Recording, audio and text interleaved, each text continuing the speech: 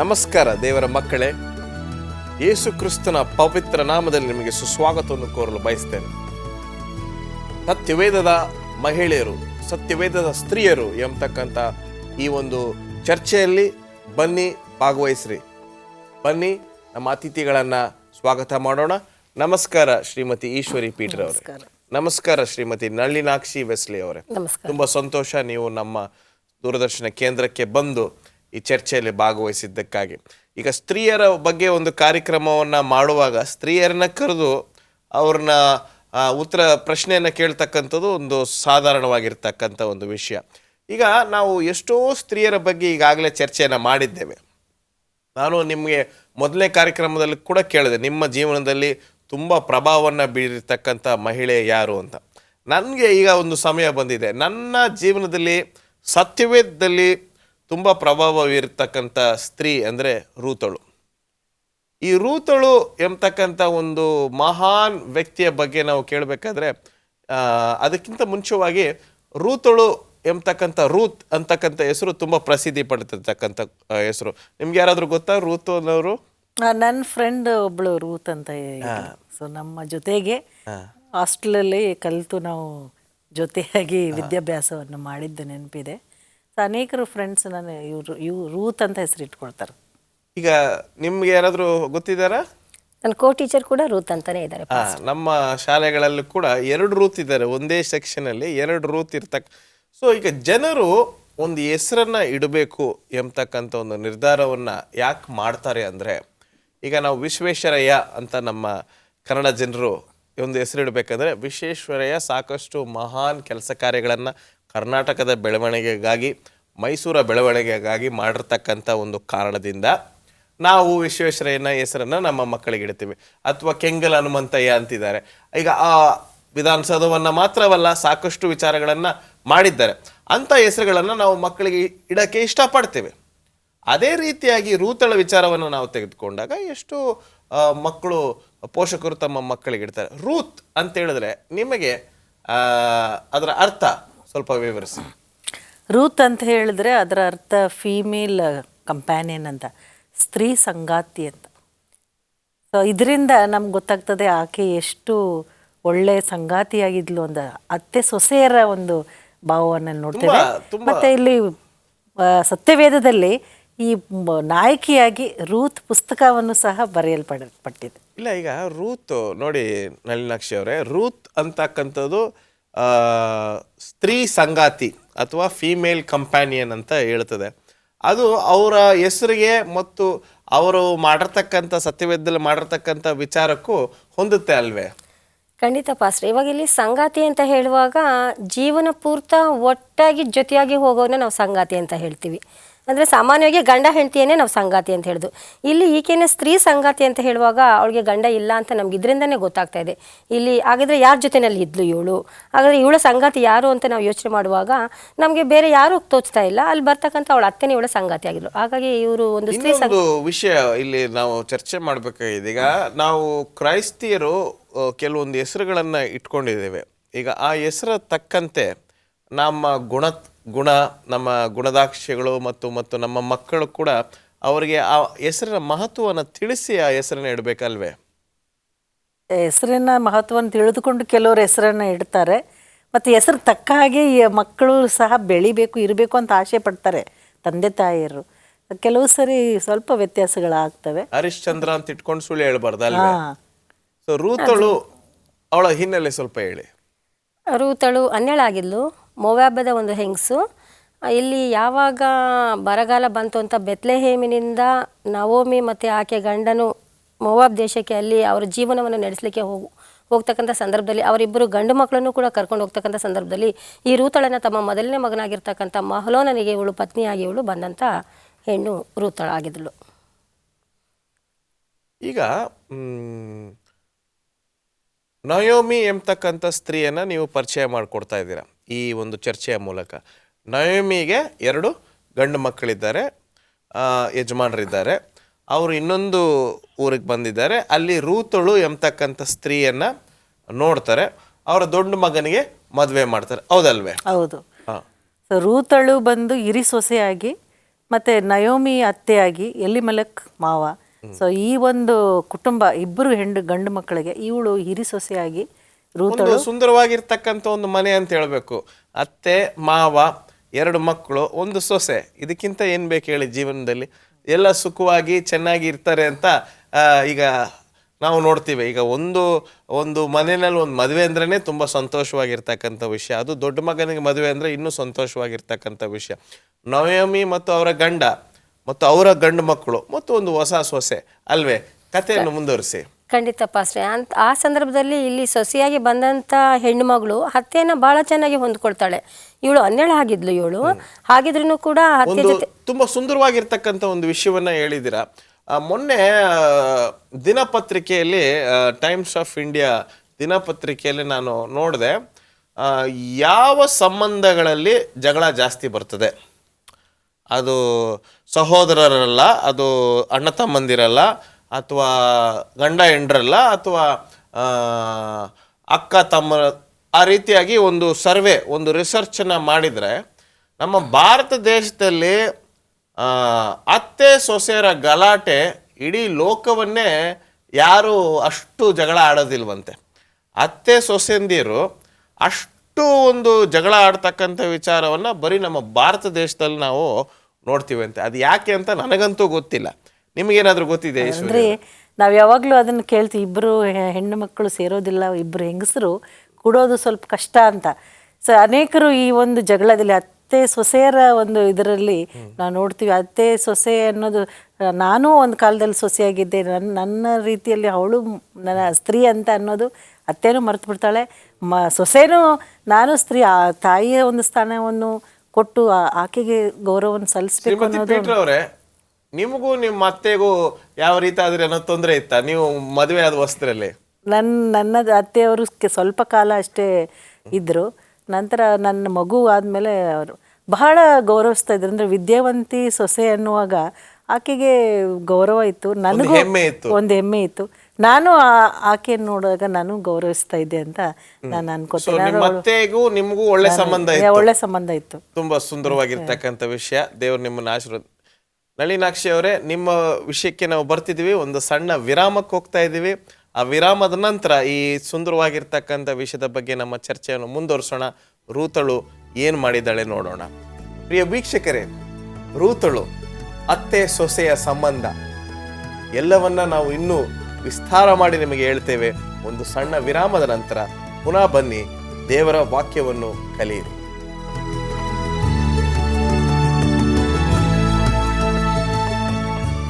Welcome back ಪ್ರಿಯ ವೀಕ್ಷಕರೇ. ರೂತಳು ಎಂಬತಕ್ಕಂಥ ಒಂದು ಸುಂದರವಾಗಿರ್ತಕ್ಕಂಥ ಒಂದು ಜೀವನ ಚರಿತ್ರೆಯ ಬಗ್ಗೆ ನಾವು ಚರ್ಚೆ ಮಾಡ್ತಿದ್ದೀವಿ. ಈ ರೂತಳನ್ನ ನಾವು ತೆಗೆದುಕೊಂಡಾಗ, ಈ ರೂತಳು ಆ ಮನೆಗೆ ಬಂದು ಸೊಸೆ ಜೊತೆ ಒಳ್ಳೆ ಸಂಬಂಧವನ್ನ ಇಟ್ಕೊಂಡಿರ್ತಕ್ಕಂಥದ್ದು ಈಗಾಗಲೇ ನಾವು ಚರ್ಚೆ ಮಾಡಿದ್ದೇವೆ. ಮದುವೆ ಆದ ನಂತರ ಅವರ ಜೀವನ ಹೇಗಿತ್ತು? ಅವರು ಮದುವೆ ಆದ ತಕ್ಷಣ ಸಂತೋಷವಾಗಿದ್ದರು ಅಂತ ನಾವು ಭಾವಿಸ್ತೀವಿ, ಅದು ಖಂಡಿತವಾಗಿ. ನಂತರ ಅವಳು ನೋಡ್ತೀವಿ, ಇನ್ನೊಬ್ಬ ಸೊಸೆನೂ ಬರ್ತಾಳೆ ಓರ್ಫಾ ಅಂತ, ಅವರಿಬ್ಬರು, ಆಮೇಲೆ ಇಡೀ ಕುಟುಂಬವೂ ಸಹ ಸಂತೋಷವಾಗಿತ್ತು. ತಕ್ಷಣವೇ ನೋಡ್ತೀವಿ ಎಲಿಮೆಲೆಕನು ಸತ್ತನು ಅಂತ ನೋಡ್ತೀವಿ. ಆಗ ನಯೋಮಿ ವಿಧವೆ ಆಗ್ತಾಳೆ. ರೂತಳ ಮಾವ ಸತ್ತೋಗ್ತಾರೆ.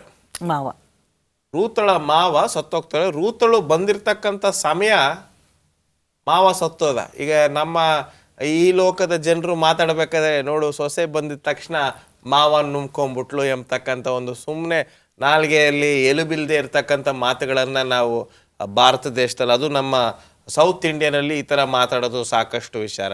ಸೊ ನಯೋಮಿ ಅಥವಾ ರೂತಳ ಮಾವ ಕಳ್ಕೊಂಡಿದ್ದಾರೆ.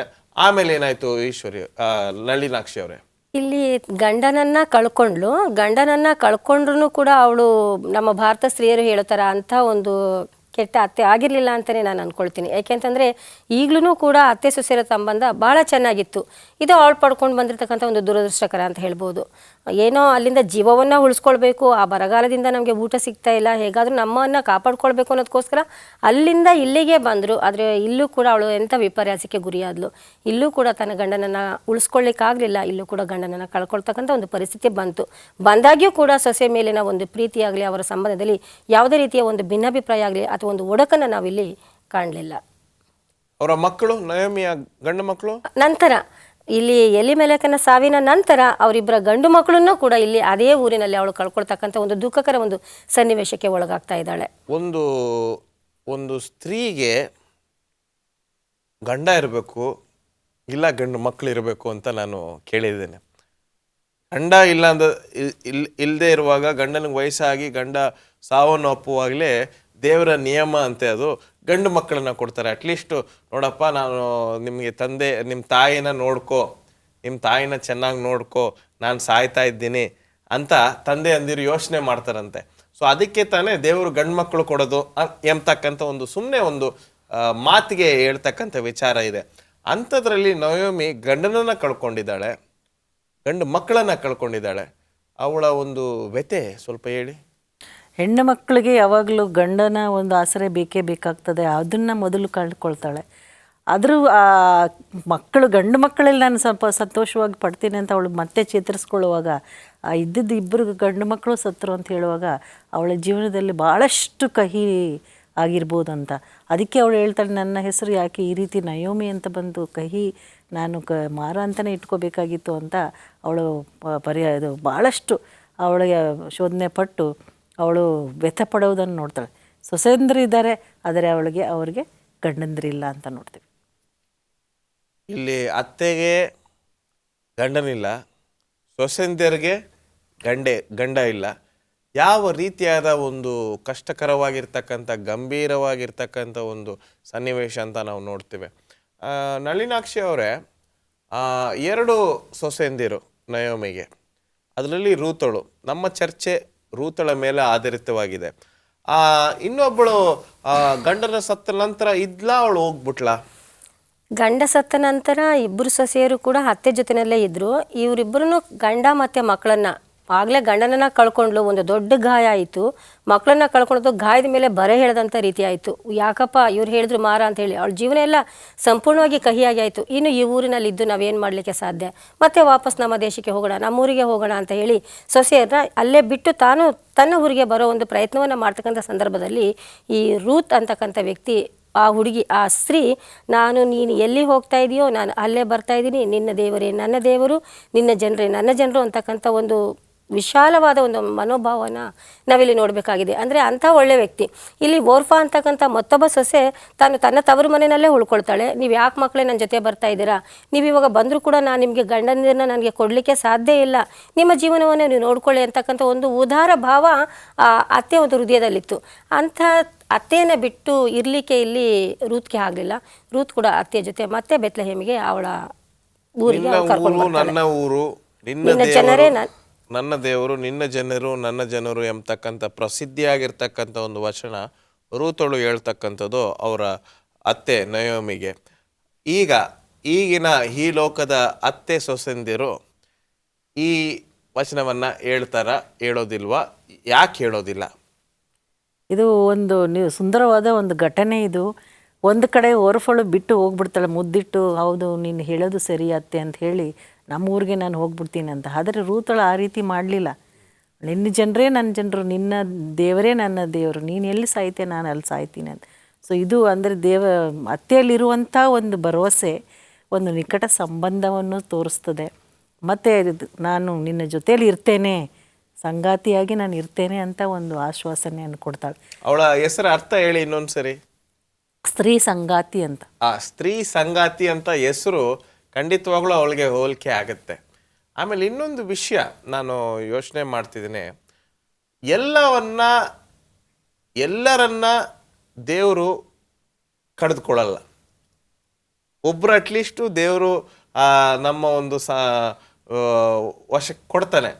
ನಯೋಮಿಯ ವಿಚಾರದಲ್ಲಿ ದೇವರು ರೂತನನ್ನ ಕೊಟ್ಟು, ನೋಡ್ಕೊಳಮ್ಮ, ನಿಮ್ಮ ಅತ್ತೆನ ನೋಡ್ಕೊ, ಗಂಡನನ್ನ ಕಳ್ಕೊಂಡಿದ್ದಾಳೆ, ಗಂಡು ಮಕ್ಕಳನ್ನ ಕಳ್ಕೊಂಡಿದ್ದಾಳೆ, ಯಾವ ರೀತಿ ಅವಳು ಜೀವನ ಮಾಡ್ತಾಳೆ ಎಂಬತಕ್ಕಂಥ ಉದ್ದೇಶದಲ್ಲಿ ದೇವರು ಎಲ್ಲ ತನ್ನ ಹತೋಟಿಯಲ್ಲಿ ಇಟ್ಟಿದ್ದಾನೆ ಅಲ್ವೇ ನಳಿನಾಕ್ಷಿ ಅವರೇ? ಹೌದು ಪಾಸ್ಟರ್, ಖಂಡಿತ. ಅದಕ್ಕೋಸ್ಕರ ರೂತಳಿಗೆ ಒಂದು ಸ್ತ್ರೀ ಸಂಗಾತಿ ಅಂತ ಬಂದಿರ್ಬೋದು ಅಂತ ಅನಿಸುತ್ತೆ. ಇಲ್ಲಿ ಎಲ್ಲವನ್ನ ಕಳ್ಕೊಂಡಂತ ಅತ್ತೆ ಒಂಟಿಯಾಗಿ ಹೇಗೆ ತಾನೇ ಜೀವನವನ್ನು ನಡೆಸಲಿಕ್ಕೆ ಸಾಧ್ಯ ಆಗ್ತಾಯಿತ್ತು? ಅವಳಿಗೆ ಒಬ್ಬ ಸಂಗಾತಿ ಬೇಕಾಗಿತ್ತು. ಇವಾಗ ಮದುವೆ ಮಾಡ್ಕೊಳ್ಳಿಕ್ಕಂತೂ ಸಾಧ್ಯ ಇಲ್ಲ ಆ ವಯಸ್ಸಲ್ಲಿ. ಹಾಗಾಗಿ ಬಹುಶಃ ಇಲ್ಲಿ ದೇವ್ರು ಕೊಟ್ಟಂಥ ಒಂದು ದೇವರ ಚಿತ್ತ, ದೇವರ ಉದ್ದೇಶ ಆಗಿದೆ ಅಂತ ಅಂದ್ಕೊಳ್ಬೋದಾಗಿದೆ ಇದನ್ನು. ಈಗ ನಯೋಮಿ ತನ್ನ ಸ್ವಂತ ಊರಿಗೆ ಹೋಗೋದು ಒಂದು ನ್ಯಾಯವಾದ ಒಂದು ಯೋಚನೆ.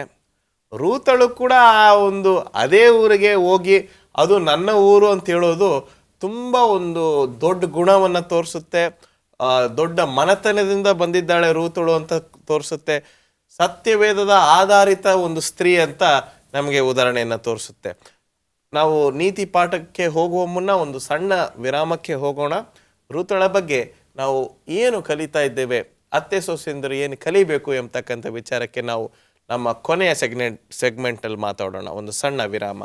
ಪ್ರಿಯ ವೀಕ್ಷಕರೇ, ರೂತಳು ಮತ್ತು ನಯೋಮಿ ಇವರ ಒಂದು ಪಯಣ, ಅದರಿಂದ ನಾವು ಕಲಿತಕ್ಕಂಥ ನೀತಿ ಪಾಠ, ಅತ್ತೆ ಸೊಸೆಂದಿರು ಕಲಿತಕ್ಕಂಥ ನೀತಿ ಪಾಠಕ್ಕಾಗಿ ವಿರಾಮದ ನಂತರ ಪುನಃ ಬನ್ನಿ. ಖಂಡಿತವಾಗ್ಲೂ ಒಳ್ಳೆಯ ವಿಷಯ ನಿಮಗೆ ಕಾಯ್ತಾ ಇದೆ.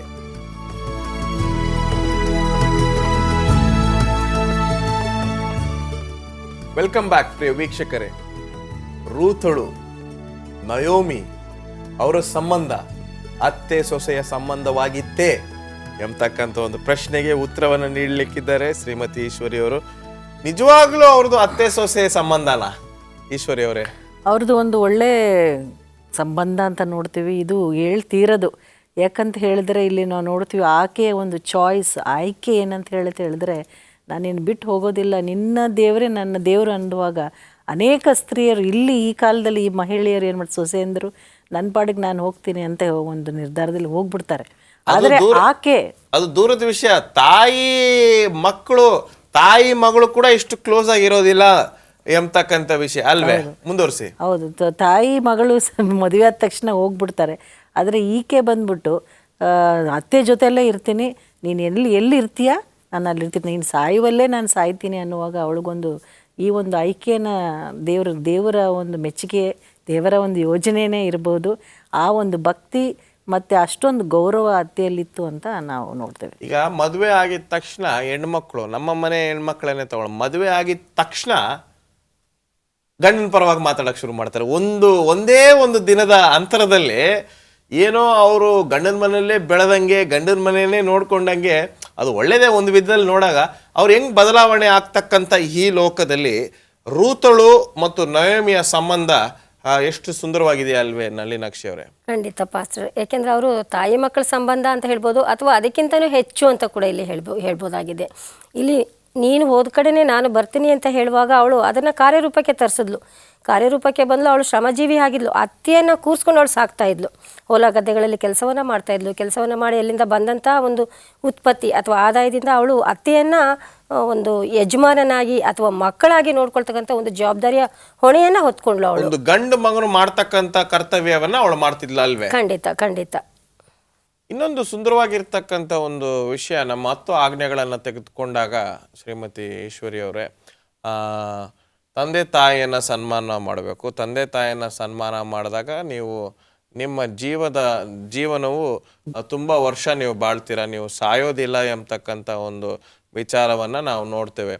ಅದು ಬರೀ ತಂದೆ ತಾಯಿಗೆ ಮಾತ್ರ ಅನ್ವಯಿಸೋದಿಲ್ಲ, ನಮ್ಮ ಅತ್ತೆ ಮಾವಂದಿರಿಗೆ ಕೂಡ ಅನ್ವಯಿಸುತ್ತೆ ಎಂಬತಕ್ಕಂಥದ್ದು ಸೊಸೆಂದರು ಮರ್ತು ಬಿಡ್ತಾರೆ ಅಲ್ವೇ? ಹೌದು, ಅನೇಕ ಸರಿ ನಾವು ಆ ಒಂದು ಸಂಬಂಧ ಅಷ್ಟೊಂದು ಪ್ರಾಮುಖ್ಯತೆ ಕೊಡೋದಿಲ್ಲ. ಇಲ್ಲಿ ಒಂದು ರೂತಳ ವಿಷಯದಲ್ಲಿ ನೋಡುವಾಗ ಗಂಡನ ಒಂದು ಕಳ್ಕೊಂಡ ಮೇಲೆ ಅವಳ ಒಂದು ಸಂಬಂಧ ಮುರಿದೋಗಿತ್ತು. ಆದಾಗ್ಯೂ ಅವಳು ಒಂದು ಸಂಬಂಧವನ್ನು, ಅತ್ತೆ ಸೊಸೆಯರ ಸಂಬಂಧ ಈಗಿನ ಕಾಲಕ್ಕೆ ನಾವು ಕ್ರೈಸ್ತಿಯ ಕುಟುಂಬಗಳಲ್ಲಿ ನೋಡಬೇಕಾದ್ರೆ ಈ ರೀತಿ ಒಳ್ಳೆ ಜೊತೆಯಾಗಿರಬೇಕು ಮಹಿಳೆಯರು ಅಥವಾ ಅತ್ತೆ ಸೊಸೆ ಅನ್ನುವಾಗ ಇರಲಿಕ್ಕೆ ಸೊಸೆಯೇ ಕಾರಣ ಮತ್ತು ಅತ್ತೆಯೂ ಸಹ ಕಾರಣ ಅಂತ ನೋಡ್ತೀವಿ. ಇದು ಚಪ್ಪಾಳೆ ರೀತಿ, ಇದು 2 ಕೈ ತಟ್ಟಿದ್ರೆ ಮಾತ್ರ ಶಬ್ದ ಬರ್ತದೆ ಅಂತಕ್ಕಂಥ ಒಂದು ವಿಚಾರ. ಇವರು ಹೆಚ್ಚಲ್ಲ, ಇವರು ಕಡಿಮೆ ಅಲ್ಲ, ಅತ್ತೆ ಸೊಸೆಯರು ಇಬ್ರು ಸೇರಿ ಇದು ಮಾಡಿದ್ರೇನೆ ಒಂದು ಒಳ್ಳೆ ಶಬ್ದ, ಅದು ಜೀವನಕ್ಕೆ ಒಳ್ಳೆಯದು ಎಂಬತಕ್ಕಂಥ ವಿಚಾರವನ್ನು ನೋಡ್ತೇವೆ. ಈಗ ರೂತಳು ನೀವು ಹೇಳಿದ್ರಿ ಅತ್ತೆಯನ್ನ ಇಟ್ಟು ಒಂದು ಗಂಡು ಮಗನ್ ಮಾಡ್ತಕ್ಕಂಥ ವಿಚಾರಗಳನ್ನ ಅವಳಿಗೆ ಬೇಕಾಗಿರ್ತಕ್ಕಂಥ ಊಟವನ್ನ ಆರೋಗ್ಯ ಎಲ್ಲ ನೋಡ್ಕೊಂಡ್ಲು ಅಂತ ವಿಚಾರವನ್ನ ಹೇಳಿದ್ರೆ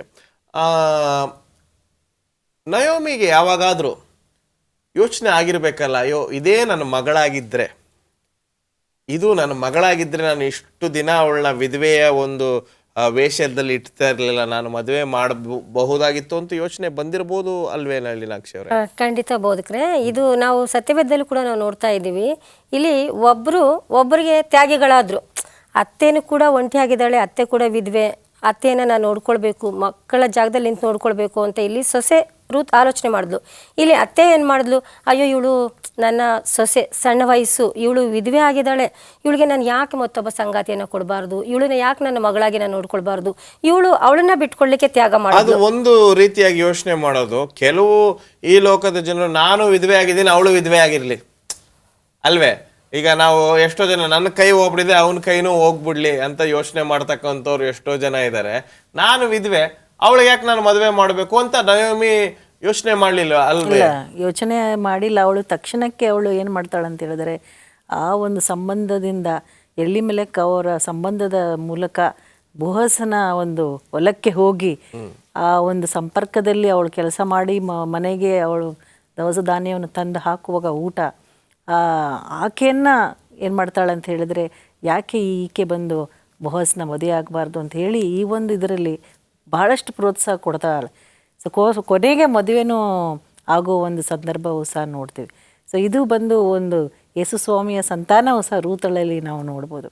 ಇಲ್ಲ, ಎಷ್ಟು ಅದ್ಭುತವಾಗಿರ್ತಕ್ಕಂಥ ವಿಷಯ. ಯೇಸು ಸ್ವಾಮಿಯ ಒಂದು ಜೀವನದ ಅಥವಾ ಅವರ ಒಂದು ಆ ಒಂದು ರಕ್ತ ಸಂಬಂಧವನ್ನು ನಾವು ತೆಗೆದುಕೊಂಡಾಗ ರೂತಳಿದ್ದಾಳೆ, ನಯೋಮಿ ಇದ್ದಾಳೆ, ವೈಶಿ ಅನ್ಸ್ಕೊಂಡಿರ್ತಕ್ಕಂಥ ರಾಹಬಳಿದ್ದಾಳೆ, ಎಷ್ಟೋ ಜನರಿದ್ದಾರೆ. ಆದರೂ ನನಗೆ ಒಂದೇ ಒಂದು ವಿಷಯ ಇಲ್ಲಿ ನನಗೆ ತುಂಬ ಚೆನ್ನಾಗಿ ಒಳ್ಳೇದು ಅನಿಸ್ತಾ ಇದೆ ಅಂದರೆ, ರೂತಳು ಮತ್ತು ನಯೋಮಿ ನಮ್ಮ ಇಡೀ ಲೋಕದ ಅತ್ತೆ ಸೊಸೆಂದಿರಿಗೆ ಯಾವ ರೀತಿಯಾದ ಪಾಠವನ್ನು ಕಲಿಸ್ಕೊಡ್ತಾ ಇದ್ದಾರೆ ನಳಿನಾಕ್ಷಿ ಅವರೇ? ಅವಳು ಒಳ್ಳೆ ಮಾದರಿಯ ಜೀವಿತ. ಇವತ್ತು ಅತ್ತೆ ಆಗಿರ್ತಕ್ಕಂಥ ಸೊಸೆ ಆಗಿರ್ತಕ್ಕಂಥವ್ರು ಅವಳನ್ನು ನೋಡಿ ನಾವು ಕಲ್ತ್ಕೊಳ್ಬೇಕಾಗಿದೆ, ಎಚ್ಚೆತ್ಕೊಳ್ಬೇಕಾಗಿದೆ. ಇವತ್ತು ಮದುವೆಯಾಗಿ ಹೋಗದಂಥ ಹೆಣ್ಮಕ್ಳು ಅತ್ತೇನೆ ತನ್ನ ತಂದೆ ತಾಯಿ ಅಂತ ಗೌರವದಿಂದ ಒಳ್ಳೆಯ ಸುಂದರವಾದ ಸಂಬಂಧವನ್ನು ಇಳಿಸ್ಕೊಳ್ಬೇಕು ಅಂತ ರೂತಳ ಮೂಲಕ ನಾವಿಲ್ಲಿ ಕಂಡುಕೊಳ್ಬೇಕಾಗಿದೆ. ಸೊ ನಿಮ್ಮ ಇಬ್ಬರ ಮನೆಗಳಿಗೆ ಬರ್ತಕ್ಕಂಥ ಸೊಸೆನ ನೀವು ಚೆನ್ನಾಗಿ ನೋಡ್ಕೋತೀರಾ? ಖಂಡಿತ ಖಂಡಿತ. ನೀವು ಒಟ್ಟಿಗೆ ಆಗಿ ಹೇಳಿದ್ದೀರಾ. ದೇವ್ರು ನಿಮ್ಮನ್ನ ಆಶೀರ್ವದಿಸ್ಲಿ. ನಿಮ್ಮ ಮನೆಗಳಿಗೆ ಬರ್ತಕ್ಕಂಥ ಸೊಸೆಯಂದಿರನ್ನ ನೀವು ನಿಮ್ಮ ಮಕ್ಕಳಾಗಿ ನಿಮ್ಮ ಮಗಳಾಗಿ ನೀವು ನೋಡ್ಲಿ. ಬಂದಿದ್ದಕ್ಕಾಗಿ ನಿಮಗೆ ದೇವರ ಹೆಸರಿನಲ್ಲಿ ವಂದನೆಗಳನ್ನ ಸಲ್ಲಿಸ್ತೀನಿ. ಖಂಡಿತವಾಗ್ಲೂ ಈ ಕಾರ್ಯಕ್ರಮದ ಮೂಲಕ ನಮ್ಮ ಪ್ರಿಯ ಪ್ರೇಕ್ಷಕರು, ವೀಕ್ಷಕರು, ಈ ಕಾರ್ಯಕ್ರಮವನ್ನು ನೋಡ್ತಕ್ಕಂಥವ್ರು, ಅತ್ತೆ ಸೊಸೆಂದಿರು ಇನ್ಮೇಲೆ ಯಾವ ರೀತಿಯಾದ ಒಂದು ತೊಂದರೆ ಇರೋದಿಲ್ಲ ಅಂತ ನಾನು ನಂಬ್ತೇನೆ.